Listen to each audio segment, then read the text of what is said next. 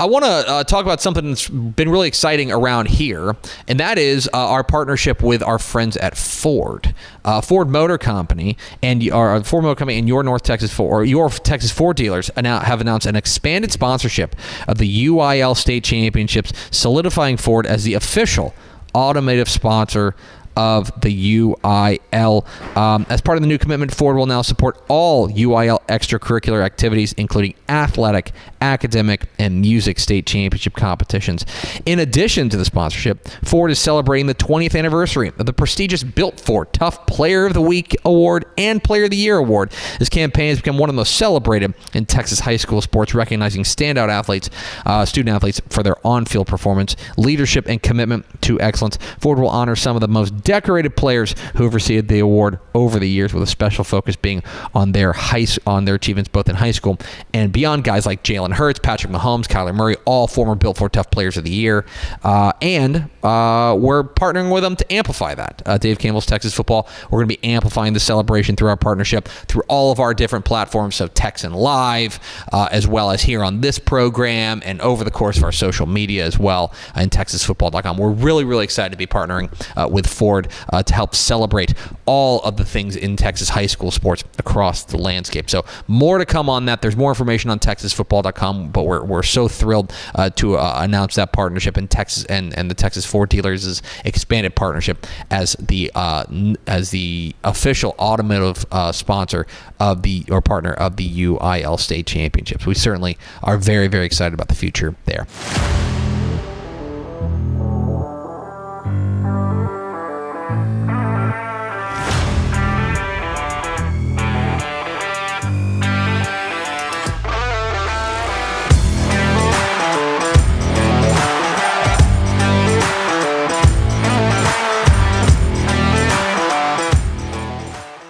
Hello and welcome into a very special edition of the Dave Campbell's College Football Podcast. Of course, we got your regulars here. I'm your host, Carter Yates, and that is senior writer Mike Craven. But we're joined by Cody Campbell, the chairman of the Board of Regents of the Texas Tech University System, also a Texas Tech football alum, part of Mike Leach's first recruiting class there. And Cody, we got to start there because Craven and I are big Mike Leach fans. I want to know, was there ever a time that Mike Leach just got onto you when you were a player and it made you into a better man? Because everyone talks about Mike Leach, the pirate stuff, the fun offense, how quirky he was, but we know he was kind of a hard ass back in the day. Was there ever a time he made you better as a man because of it? Oh yeah. I mean, it was kind of every day. And, I always got a kick out of it because, especially when he passed away, people wanted, what's your funny Mike Leach story or whatever. And I have a lot of funny ones. Most of them are not repeatable. But, most of my experience with him as a player was just him being extremely tough on us. He was relentless. He demanded perfection and execution. If he had a play on the script in practice and everyone on the field, all 11 guys didn't execute that play perfectly, you're going to do it again, and you're going to do it again, and you're going to do it again. I mean, you might run the same play 40 times in a row, until everyone did it right. And, there are a lot of things that I go back to. My favorite, and he had different kind of mantras posted around the facility and around the practice field. My favorite one is don't confuse activity with results. And so what he meant by that, with football was just because you show up to practice that day and you got dressed and you went out and, and went through the motions doesn't mean you got any better or you actually got anything accomplished. You need to try to get better every day, which is another thing he said. And so I've applied that to every aspect of my life. Showed up to work this morning, I'm here, but, have I actually gotten anything accomplished? Have I created any value? Have we gotten anything done? And, you can apply it to your family life. I was at home with my family, but was I actually present with them? Did I interact with them? Was I a good dad? Was I a good husband? So there is so many of the things that he taught me that, I've applied to my entire life. And, I'm just so appreciative of the opportunity to have been coached by him for 5 years and then to remain friends with him after the fact, where I got to, be around the guy who's a little less tough on me every day, but, still learned a lot from him and really, really just enjoyed all the time that I was able to spend with him. So you've clearly been super successful in life, oil and gas, you and John Sellers with Double Eagle.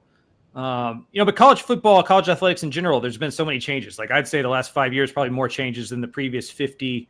A lot of the sports under attack, a lot of sports maybe going away, just kind of we're in this limbo stage. Why, with all your success and everything you have going on outside of athletics, do you care about saving the college model and what the future athletics is at the college level in this country? Well, I think it goes back to what I just said about Coach Leach. I mean, I attribute a huge amount of my success to the things that I learned and the opportunity that I gained through college athletics. And so I want to make sure that as many kids as possible continue to have the same opportunities that I do. And, these are life-changing, it's life-changing access to education. It's life-changing access to social mobility. For a lot of kids, I was fortunate to grow up in a good family, but for a lot of kids, it's their only chance to get out of a really bad situation is, that opportunity to play a college sport. And that's for 500,000 kids every year across the country. And so, if I'm looking for a place to give back, I want to give back to a place that, means something to me personally, but also an area where I feel like I can be helpful, where I really understand it and I can be impactful.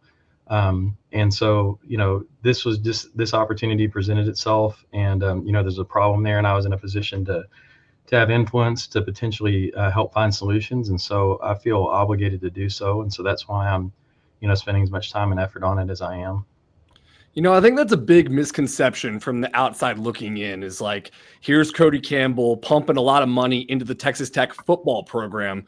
But you've been very on record of you're trying to help female sports and non-revenue sports, especially. Like, what are some of the steps y'all have taken to help preserve those sports in today's landscape of the college sports? Well, really, it all comes down to money, and as many things do, but it's especially the case in college athletics. I think a lot of people have the conception that there's just unlimited money in college sports. They hear about these big media deals that are, getting made and all that. But the reality is that, especially post the House settlement with all these, salary cap payments that are going direct at athletic budget revenues, there are only 2 or 3, maybe 4 schools that can actually afford to pay the players and keep all of the sports. So the choice is, you either take money away from academics, you find donors, or you cut sports. That's you have to. I mean, the money can't just appear from out of nowhere. And so we've really tried to focus on solving that problem. And the big, very obvious solution is trying to address how we market our media rights, because right now college sports have kind of been semi-professionalized in that we are paying players, but college sports don't have the same rights that the professional leagues do with respect to pooling their media rights and joining together and doing acting as a single seller, as they say, with the media companies. So NBA is a great example. College football is the second most popular sport in the country, second to the NFL. NBA has about half as many viewers as college football does, but the NBA gets twice as much money. And it's all because they have this right under what's called the Sports Broadcasting Act of 1961. It's a law passed in 1961. They gave all the professional sports leagues the right to pool their media rights and, again, act as a single seller. And so right now all the conferences compete with each other for these media deals. So they get less money. They also get less control over their scheduling. So we have, you guys know how it works. Like there will be no good games one week, and then the next week there will be 3 good games all played at the same time. Yeah. So we cannibalize a lot of viewership. It's not efficiently done. And so if we can fix that problem, which will require legislation, but if we can fix that problem, we can fix the entire issue with respect to preserving women's sports and preserving the Olympic system, because doing that alone, will more than double the amount of revenue that college sports receive. And that allows us to pay the players and keep the women's sports and keep the Olympic sports. And so that, along with just, trying to make sure that the smaller schools are protected and that, they're able to sustain themselves, has been, the primary focus of my efforts over the last few months. I think that the issues around, the lawsuits that have been filed by the players for NIL and transfer portal and all that kind of stuff, I think those have been pretty well understood and have been covered by a lot of the proposals that have come up in Congress and elsewhere. But, we're trying to focus on making it more comprehensive and getting people to understand the underlying economic problem, which, I'm fortunate enough to have had the opportunity to have seen, the inner workings of a college athletic budget and, seeing a lot of others around the country. I know how the business of college sports work. And right now they're not working very well. I mean, even for the big schools, the SEC and the Big Ten, you see, Michigan had a massive, $20 or $30 million budget deficit last year, which you wouldn't expect. And a lot of schools that you don't expect are really struggling. Texas Tech is actually in the more fortunate end of the spectrum when it comes to all this kind of stuff. And we actually stand to benefit if sort of the pay for play and the, chaos continues. We have so far, but I know that it's not good for the system overall. And if we stay on this path, or if we pass legislation that's too narrow that doesn't address the economic side of things, you're going to see people cancel a lot of programs. I mean, there have already been 182 programs canceled just since July 1st, just since the House settlement was implemented. And that's all because people are trying to balance their budgets and find room to pay their football and basketball players, because football and basketball, those are the two sports that bring in all the money. All the other sports lose money. So they have to make sure that they're competitive in those sports so that they can keep their revenue streams going. And they're just making a business choice. Again, college sports have become a business, and so we have to think about it that way. And again, my background, as a former player, with having visibility into higher education and working on the tech board, and and now being a businessman, I see kind of all aspects of it and understand that it fundamentally, this is a business issue that needs to be solved. Speaking of misconceptions, I think the pushback always when people talk about umbrellaing the media rights is that the SEC and the Big Ten won't want to give up the advantage that they've built over the last 40 or 50 years. Would you agree that advantage wouldn't go away? That's kind of like a red herring, that the SEC and the Big Ten, with your proposal, would continue to have the same advantage that they have?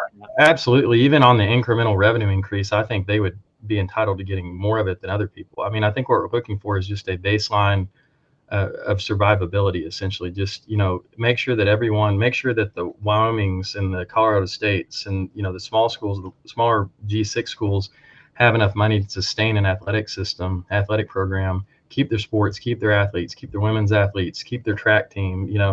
But then the bigger schools can make more money, and you could set it up a lot of different ways. You could do it by viewership.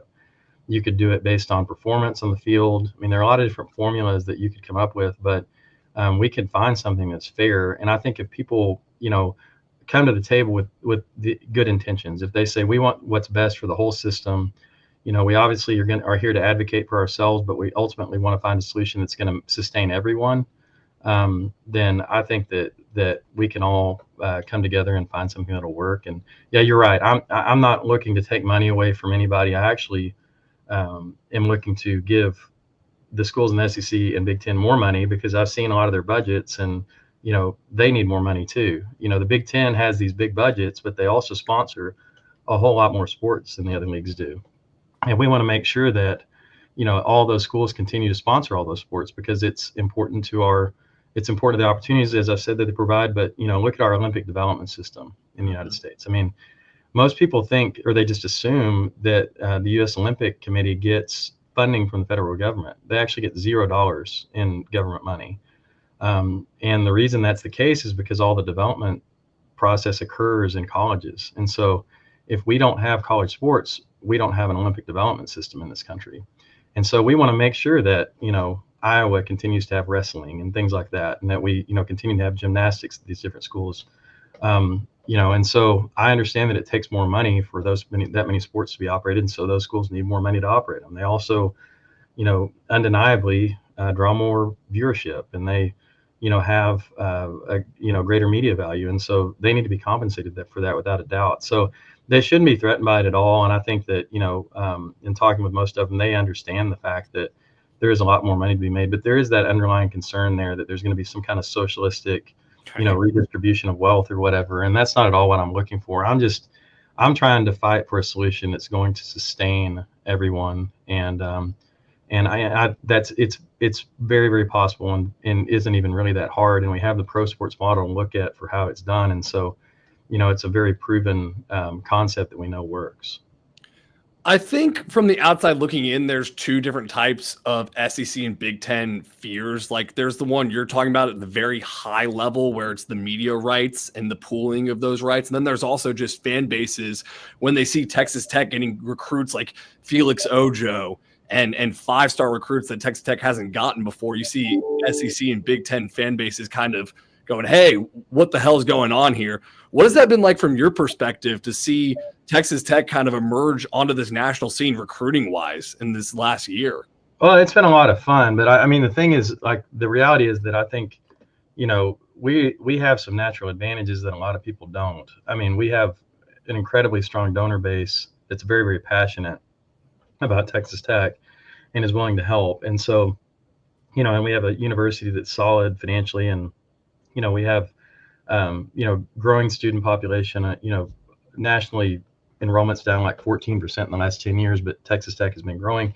Like, we're in really good shape. And so, if, we're actually one of the ones, like I said, that stands to benefit if you don't change anything, so, I mean, we're going to still be there, like it or not. But there are a lot of schools that are going to go away. I mean, a lot of schools are not going to have athletics at all. And, that's going to be absolutely crushing for those communities that just don't have the same resources that others do. And I think it'll surprise you, if it comes to that point, which I hope it doesn't, but I think it'll surprise you and a lot of others, the programs that have so much history and so much importance, that will end up having to make big cuts and won't be able to be competitive in a new landscape if we don't kind of modernize the way that we're doing things. Like I said, that law was made in 1961.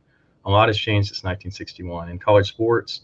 A lot has changed in media, and so that we really need to look at and think about the fact that, sometimes you just have to look at old laws and update them, and making that change will allow us to sustain this system that's done so much for the country.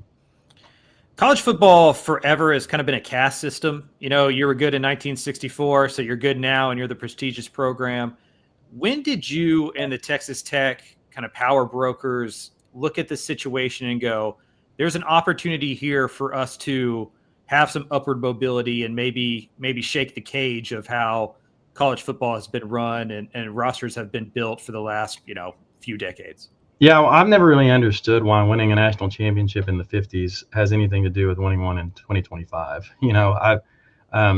What do you need to win? Well, you need really good coaches, you need facilities, you need a passionate fan base. We have all those things, and now you need money, and we have money. And so, I think that, we used to kind of talk about people who won pre-World War national championships and post-World War national championships. And I think we're going to talk about people who won pre-NIL and post-NIL now too, because the landscape has just changed so much, that really any old way of thinking about things and who's going to be the most competitive and who has the best, the best strategic position has to be completely rethought. And, I have a pretty well-informed perspective on who those schools are. And again, it's not who you expect. There are some of the traditional blue bloods that are not going to be able to keep up. And there are some schools that have been, mid-tier for a long time who are going to be able to really elevate themselves and have. And so,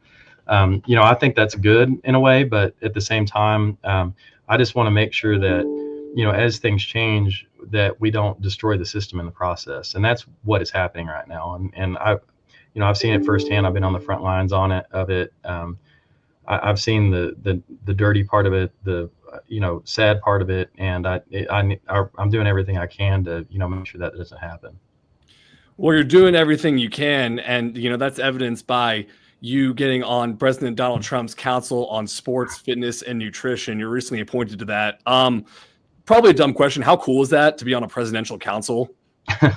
Yeah, it was cool, and it was really interesting. I've been working with them now for a long time, even since the transition period on college sports. And, I'm excited that the administration is now finally to the point where, they've had a lot going on, right? And they tackled a lot of issues. And so now they're finally at the point where they can put some focus on this. And the president cares very much about college sports, and especially the Olympic movement and especially women's sports. And so, I know that he's not going to rest until, we find a solution here that actually works. And so I'm just mainly excited to be working with him and his administration, and, have them involved in the discussion and providing leadership there, because that's really what it requires. I mean, everybody is so tribal and so factionalized in this discussion, because they go back to protecting their school, protecting their conference or whatever.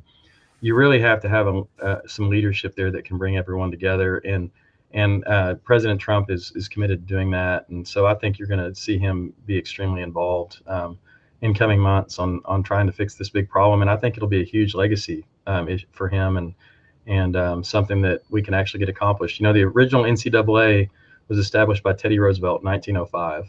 And so, you know, this is a, you know, once in 120-year opportunity for a president to leave a legacy that really does benefit so many people across the country and provide so much enjoyment and so much economic boost to so many communities. And it's so important to the culture of so many different places, and so important to the culture of the country. You know, 60% of CEOs of American companies have a college sports background. It's kind of amazing. You know, the impact that college sports have on this country are just phenomenal. And you know, he is positioned to provide leadership to save it. So you see this opportunity at Texas Tech. You'll clearly have the resources to take advantage of the opportunity at Texas Tech, but you also have to have like faith in the people in the position like Joey McGuire and James Blanchard to like pull off that vision.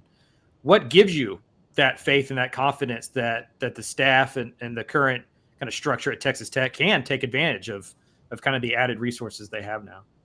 Yeah, you know, I look at it all like charitable giving as an investment, you know, and sort of calculate the return on investment before making it, and won't make it at all unless I feel like the pieces are in place there to actually yield a return. And in Lubbock right now with Joey, with Blanchard, with the whole staff, honestly, with the whole administration, all the way up to the president and the board, we have a very aligned group of people, and we have a great culture there. And so I would say one of the most encouraging things that I've observed over the last few months is, you know, we brought this big transfer class together from all over the country, you know, a bunch of high profile, very good, you know, NFL caliber players.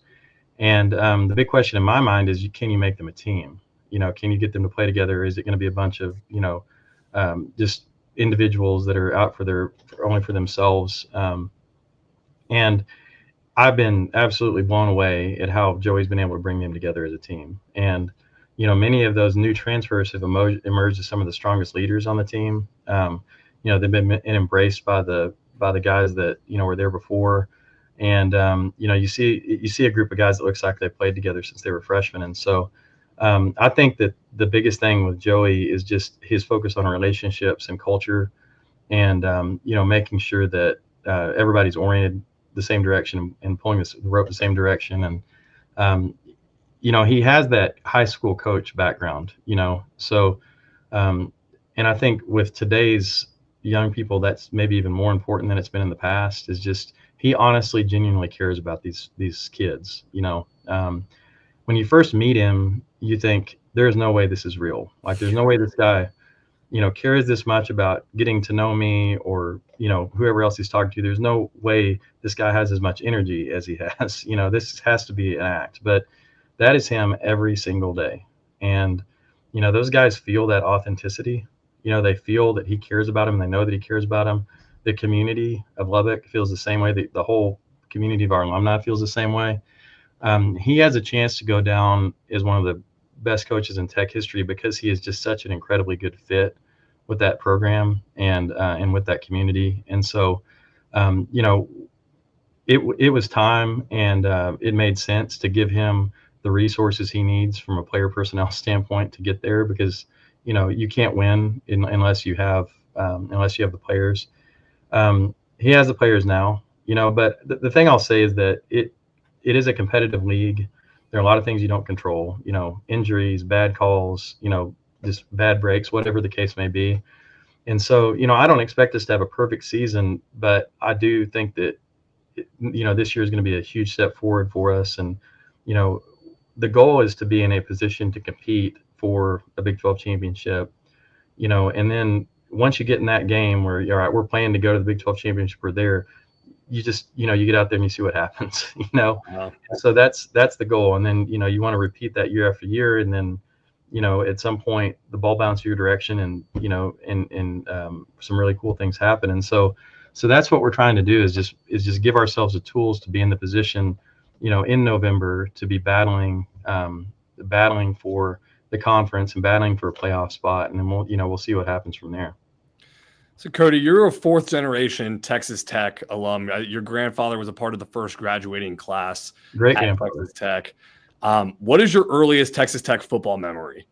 Well, my dad played football there in the early 70s. And so, I don't even know that I can trace back to my earliest memory because, Texas Tech was just a part of our lives, forever. Going back to the media conversation, it used to be that, like, when I was little, there were only like 2 college football games on every Saturday on TV. And, so we usually had to, if we didn't go to the games, which we didn't get to a lot of the times, but we would have to listen to him on the radio. So I can remember listening to Tech football on the radio with my dad. And, but I've always been a Tech fan. I've always loved the place. For me and for my family, the impact has been massive. Both my parents went there. I met my wife there. Both her parents went there.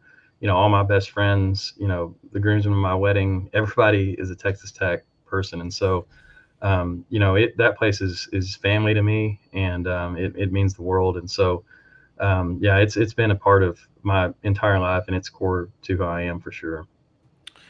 It kind of strikes me as like, as this college football landscape is changing, it sets up well for the state of Texas, just, our growth and economically and people. You see SMU go to the college football playoff and the ACC.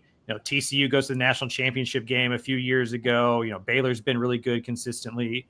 Texas and Texas A&M obviously are really backed. Do you think like markets matter more now than ever for college athletics than, maybe it used to be an advantage to be in the middle of nowhere and like not have that growth and not have that big town feel.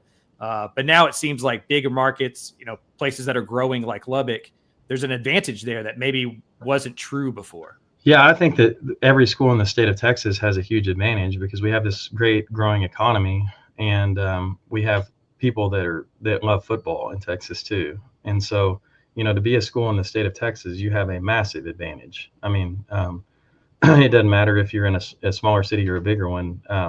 You're going to have alumni and donors who have capacity and willingness to give because it's just everybody in Texas has made a lot of money over the last, 10 years or so, 15 years. And so, and I think it's going to be huge. I mean, I think Texas is going to be the center of the football universe, college football universe, for the foreseeable future. And I think that a lot of the anxiety that you see, out of other conferences and other places has to do with what's going on in our state. Just like you said, all of us are doing really well. We've always had a lot of great high school talent here, but for a long time, a lot of that talent left. Well, now if you want to get paid and you want to be in the places that have the most resources, and you're probably going to stay in state. And we're also pulling recruits from other states as well because they can come to Texas and have a much better experience in many different ways, being in a place that actually has people who care about it and have the resources to deal with this new environment. So yeah, I mean, the state of Texas is a place to be for football, for college football, high school football.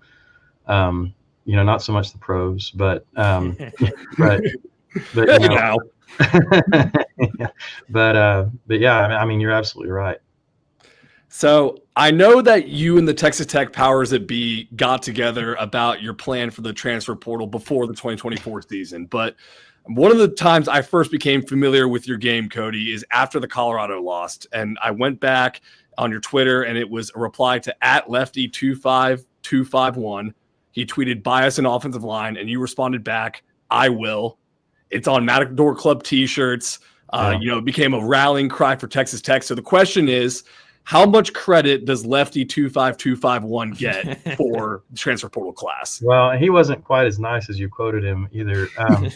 But he might have used some colorful language, but he doesn't get any credit. I wasn't trying to create like a meme or anything when I did that. I was being honest. Look, I was just as mad about that Colorado loss as anybody. And, but just like I tell people in the Texas Tech community, and I would advise anyone anywhere, is like, in this NIL era, you have, as an alumni, as a donor, you have an opportunity to do something about it. If you're upset about the outcome of a game or a season or the direction of your program, you could actually have an impact. And so I was in a position to have an impact, and, had a lot of folks, around me and that were willing to team up and help. And so, we went out and got it done, and again, hopefully it'll translate on the field. But I feel like we've done everything we can inside of our control to give us the best chance possible. Before we let you get out of here, I want to ask you kind of a fun question. I got a chance to hang out with Bill Armstrong and kind of just in bed with him, going into that Penn State game, hung out on his plane, went to State College.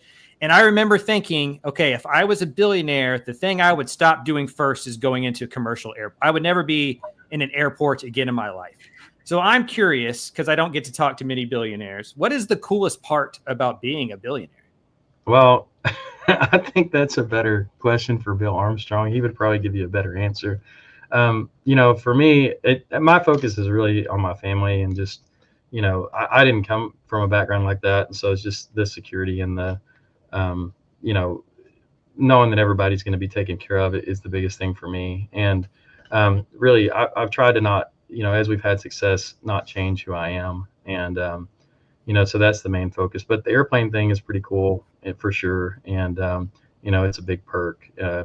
Not only does it, is it comfortable, but it also actually makes you more productive. So that's been a fun thing to have. I asked him what time to get there, thinking we had to go through security and stuff, because I'm just a normal. And he was like, we leave when we get there, man. I was like, what time's the flight? He was like, whenever we get on the plane. Like, oh, okay, my bad.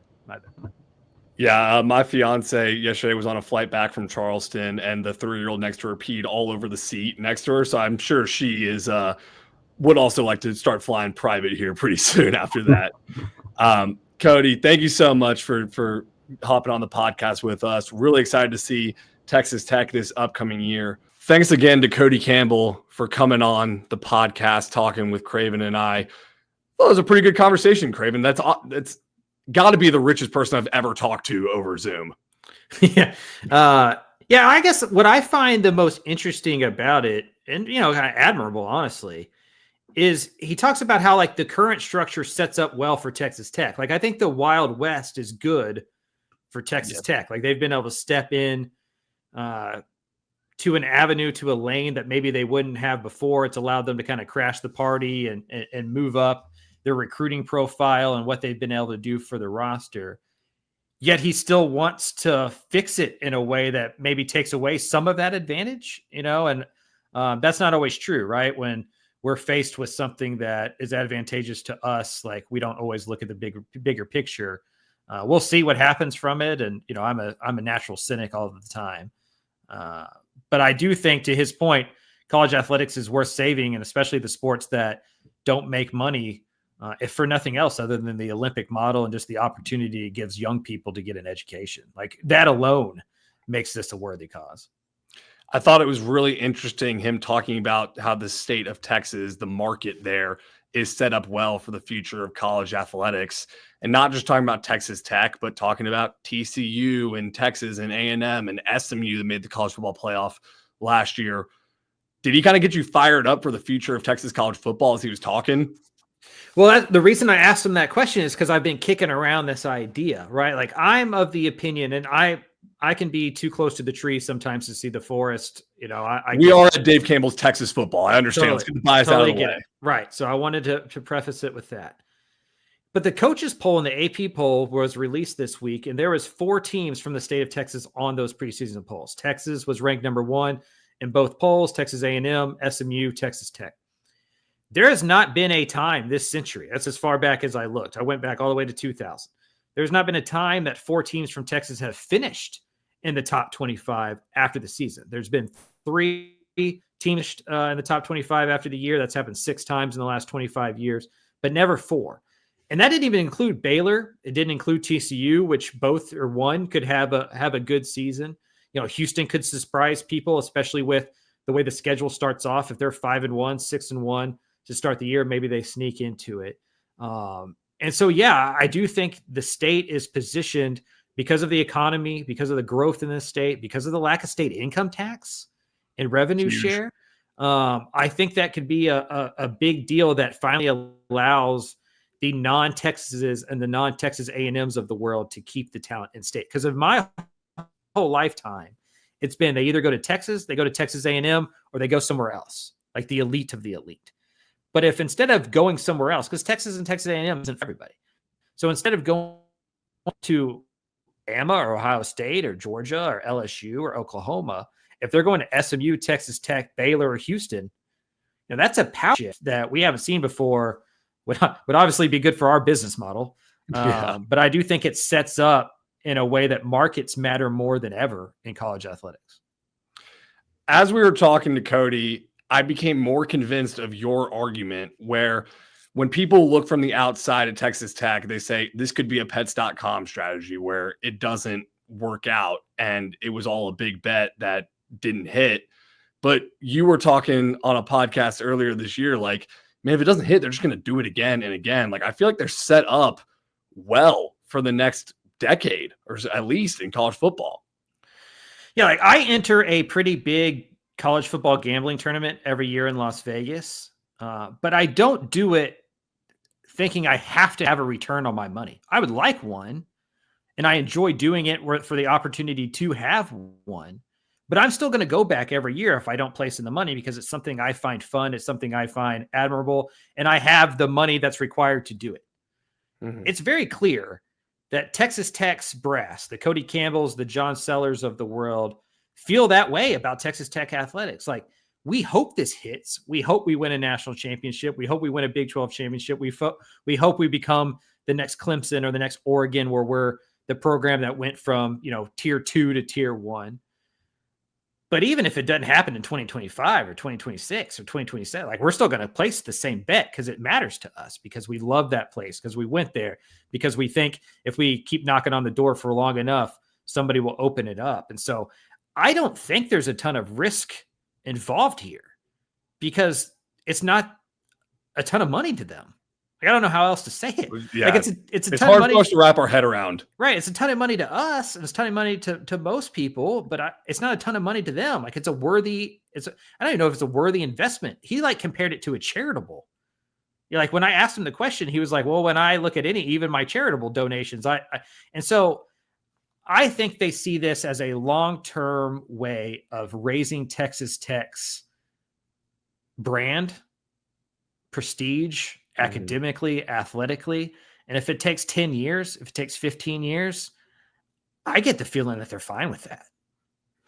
And I think it wasn't until I started prepping for the interview with Cody that I really fully grasped how he is trying to save college sports as a whole. And I know it sounds dramatic what I'm trying to say, like he's trying to save college sports as a whole, but like he really cares about the non-revenue Olympic sports and the female sports.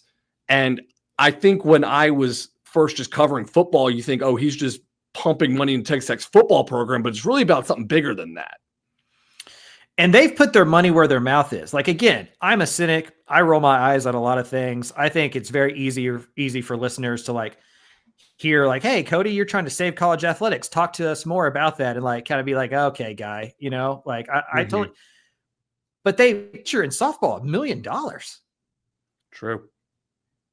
And they just added more all-stars to that lineup. Like they went after that Chavez, the basketball player that ended up going to Oklahoma. Like, they were going to give her millions of dollars as well. Like, not only are they saying it, which is easy to do, they're clearly putting their money where their mouth is and trying to invest in Texas Tech athletics beyond football, beyond men's basketball, track and field, softball, as we just mentioned. I think women's basketball was one of the first to get guaranteed contracts through the Matador Club and get paid in a way that other programs weren't doing. And so, yeah, it can be a little pie in the sky, and we'll see if results come from it. People always have these crusades, and they don't always, there's a lot going on here. There's a lot of red tape. Who knows what happens? Elections could go differently in a couple of years in the midterms, and then all of a sudden all this is thrown out and it doesn't matter. Who knows, right? But I do think it's admirable, and I do think it's right to take them at their word, because they're putting money in the sports that aren't going to bring money back.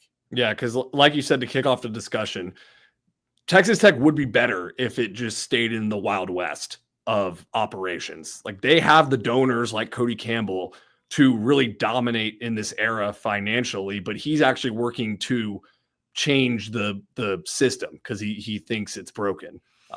Because Texas Tech's the only things that were ever holding Texas Tech back was location and past history, right? They're the most isolated campus in major college football outside of Hawaii, right? They're just very far away from things. And then also they don't have a huge filled trophy case. But to Campbell's point, I don't know how much kids care about the trophy cases, right? Like now with the 12-team playoff, there's going to be different avenues of success. It's probably not going to be the same 5 teams. You can pay players now, and so it's not just about getting to the NFL or getting a national championship. Like you can change your life quickly. And then with location, like another thing that I've like been kind of obsessed with this offseason is if location in those ways don't matter anymore. Like I think market matters more than ever, but like location in terms of like your proximity to talent, I don't think matters as much anymore, because not only do you have FaceTime and social media and all the things that make the world smaller, you have the money to move mom out with you. Facts. You know, like you can bring your baby girl out with you, right? Like you don't have to leave them behind, scratch your way through college and see if you get paid on the other end and to go to programs with the benefits of a Georgia, Ohio State. Like you can go to Texas Tech, you can move your whole family into an apartment complex in Lubbock and like not feel like you're that far away from home.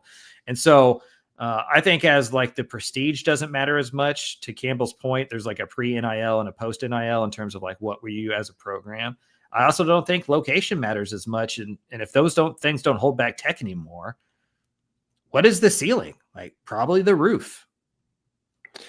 One question I did not ask him just because I didn't want to put him in a bad spot, but him coming from a private business background in the oil field, I wanted to know what his first reaction was when he opened up the books of an athletic department, a college athletic department. Yeah. Because he was talking about like other programs operating at budget deficits, right, even though they're huge blue blood programs. Like, this is fraud. What are we just coming from the most ruthless, like oil man background. Right. 100%. I also wanted to talk to him a little bit about Landman, but I didn't want to like take away from serious college football stuff to like talk about Billy Bob Thornton and Taylor Sheridan and stuff. But yeah, I can imagine that would be jarring because for so long you had to hide the money in the banana stand, right? Like if all of these programs dating back to the 70s and the 80s and the 90s were like showing this profit, people would open their eyes and be like, why aren't you paying the players? Like, what do you mean you have $5 million left over? Why aren't you paying the guy that's making you that $5 million? And so like all nonprofits, you have to create ways of spending money just to make it look. The point of a nonprofit is that you don't have profits. Yeah. And what do you think the water slide in the locker room's for? Right. And now you don't need the water slide. You just, I don't need to give me $20,000. Right. Like we had a couple of coaches talk about this at coaching school. It's like, we're going for a new kind of uniform combination. But then we asked the players, do you want this cool new uniform or do you want $5,000? And like, coach, give me the $5,000. I don't care about the uniform. I'll wear the same 2 uniforms every single game. And so money is the name of the game now, and you can give it directly to players. And I think just the things that used to matter in recruiting, that used to matter in building rosters, like now I think some things matter more than ever and some things matter less than ever. And the stuff that matters less than ever is to Tech's advantage and to SMU's advantage and to Baylor's advantage and to the University of Houston's advantage. I think they all kind of lean towards what we got cooking in the state. Like it's an opportunity to go see if they can fill those resource gaps. Well, you talk about the opportunities in the state. We mentioned off the top here, the 4 Texas teams in the AP and coaches poll. First time ever, right? You dug in. You saw it was only 3. That was the most before. Yeah. Well, no, that's the most after. Okay. I can't imagine there's been 4 in the preseason. Unofficial ruling. There has not been 4. Maybe, but never at the end of it. So Texas is number 1. SMU is 16. Texas A&M is 19. Texas Tech is 23rd. Does the state of Texas finish with over or under 3.5 teams in the postseason poll? That's a great question, Carter. I'm going to go over. I think Texas obviously does. I think Texas Tech and SMU do. I think A&M's got the toughest job there because they have the toughest schedule. So like they could be a better team than SMU or Texas Tech, but they could be 7-5 and not get into the top 25.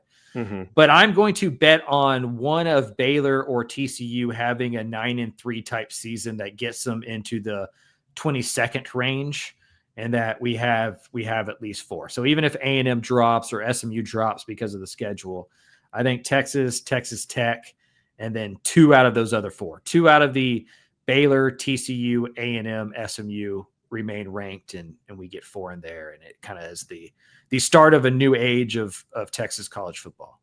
Well, I'll tell you what, I liked Baylor's chances a whole lot more about 5 days ago before we learned about running back Dawson Pendergrass's season-ending foot surgery. Fall camp injuries are the worst. We got a couple of them. One from Baylor with Pendergrass and one from Texas with Andre Kojo that we're going to talk about. Let's hit Pendergrass first, though. He was the second leading rusher in 2024 with 671 yards and 6 touchdowns. It was a 2-man rotation with Bryson Washington, who had 1,000 yards and 12 touchdowns. Aranda says it's going to take the majority of the season for Pendergrass to recover from foot surgery. So basically said he's out for the year. Those are what all the reports are. The way Aranda phrased it, I didn't know, hey, maybe if they make a run to the CFP on the outside shot, like he's back for that. I think it's safe to assume he's probably done. How big of a loss is this for Baylor, Craven?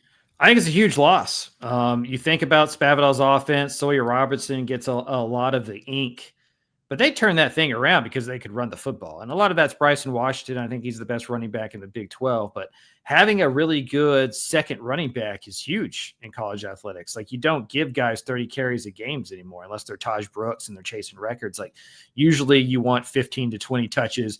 You spread around 5 or 10 to other guys, and you take some of that load off. And Pendergrass was a really good player in his own right. And so it's not just you're losing depth, you're losing quality. They like some of the young guys behind him. You know, Joseph Dobbs is a redshirt freshman that they talked a lot about when I was there on my visit in the spring. They think he's going to have, you know, a big career. Now he's going to have to maybe contribute a little bit early.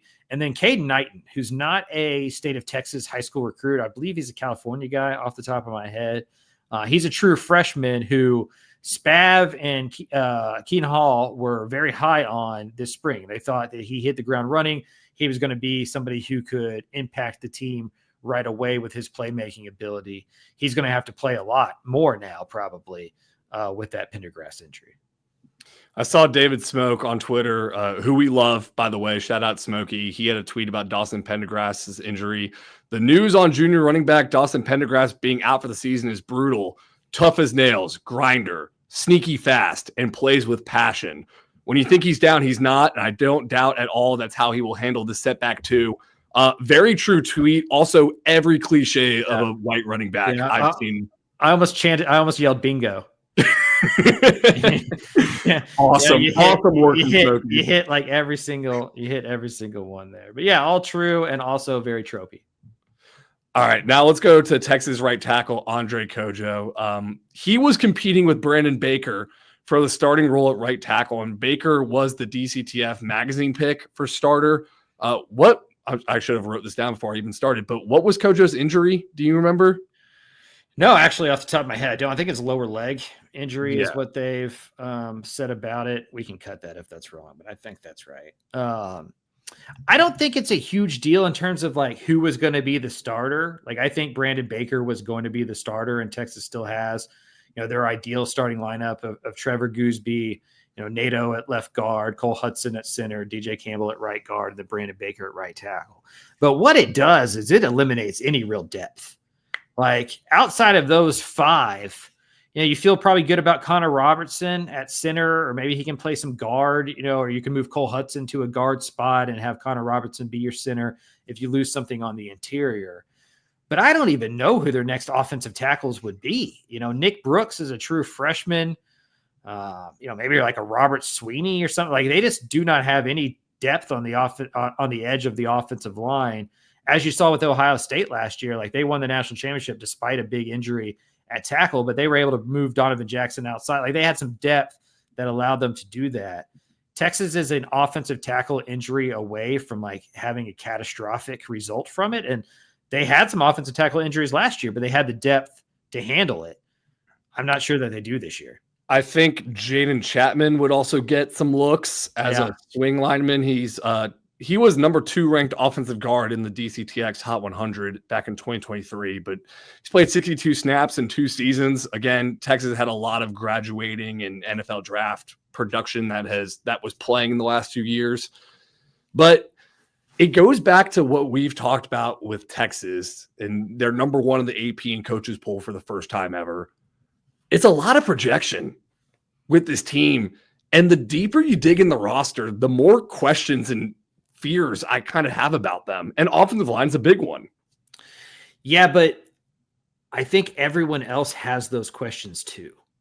Okay.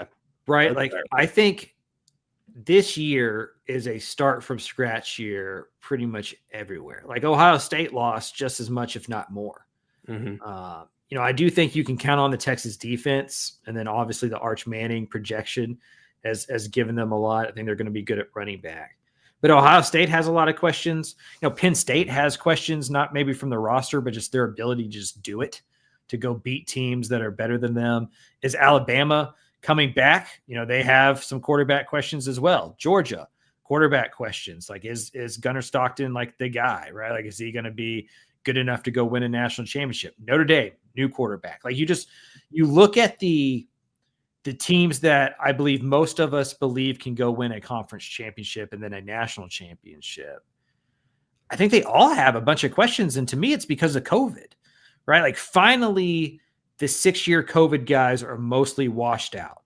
And Ohio State, Georgia, they can't just go find a 25-year-old quarterback in the portal, surround him by all these big-time recruits, and then go win. Oregon the same way, right? Like, Oregon had been plugging and playing 30-year-old quarterbacks for the last couple of years around the other talent. And now they're going to have to Dante Moore or Novosad, and we'll see what happens there. So I just think it's one of those things where it's like, sure, Texas has these question marks, especially on offense, but we know their defense is going to be really good. And what other team doesn't have similar question marks around them?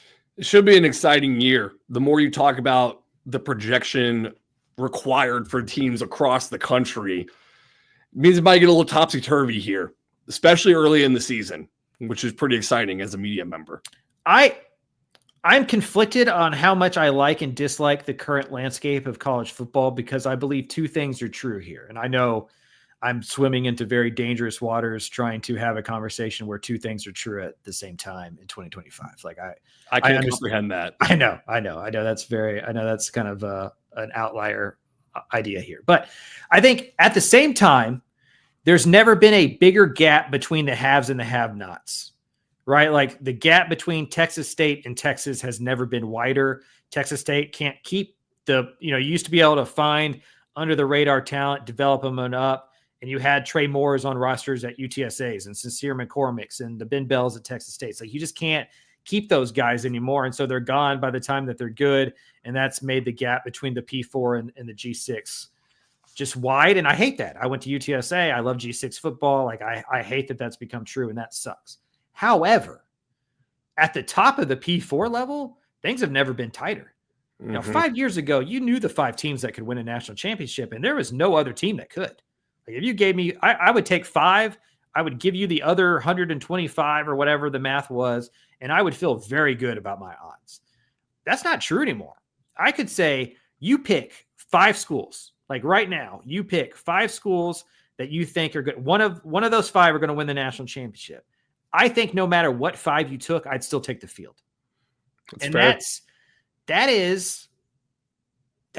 new. Like, that's hasn't been true since like the early 90s. And I think that's a good thing for the sport. So the same thing has caused a chasm between P4 and G6, has caused kind of a leveling. And we just talked to Cody Campbell at Texas Tech, and like, their ability to go sign these, like, it's a finite market. There's only so many of these elite unicorn football players that help you win a national championship. And the more that are taken from Alabama and Ohio State and Georgia and Texas and go to Texas Techs and SMUs and, wherever, Michigan, Syracuse has a really good, Maryland's got a high recruit. Houston's got maybe the highest rated quarterback in the state.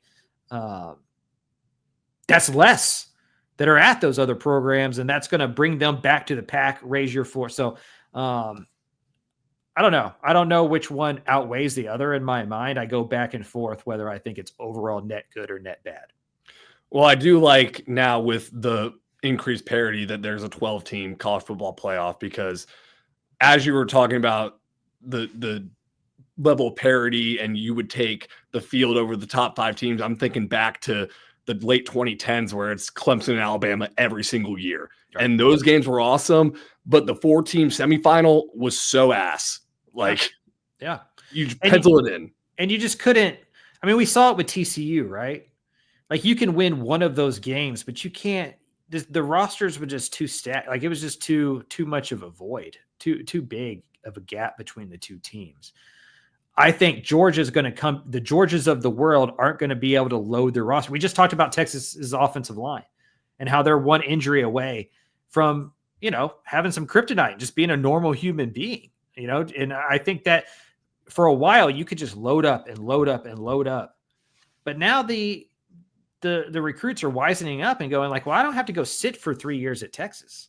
I can go make money, compete at a high level, get developed, go to the NFL at one of these other schools. And if I get there and it's not what I think it's going to be, I can always go to the Texases and the Ohio States and the Georgias on the second or third year, because this is a year-to-year operation. So it's one of the reasons I think we're heading towards a real split, that the Power 4 and the G6 are going to do their own things, and there's going to be their own national champions, sometime in the 2030s.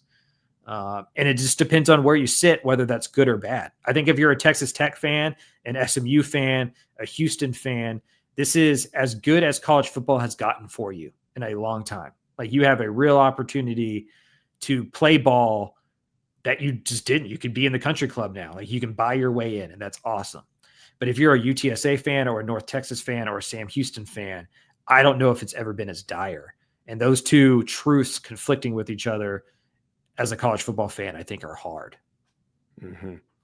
Well, I think it's going to do it for this week's episode of the Dave Campbell's College Football Podcast. Thanks again to Cody Campbell for hopping on. Great conversation with him. Craven, any closing thoughts out the door? No, sir. This next weekend is the last weekend until after the Super Bowl without consequential football. Amazing. So get the honeydews out of the way, mow the lawn, do whatever you need to do, and rest up for August 23rd, and then especially for August 30th. Yeah, no sleep for the next 9 months for us football fans. Grind season. Grinding season. All right, y'all. Thanks so much for tuning in. We will see y'all next week. Podcast over.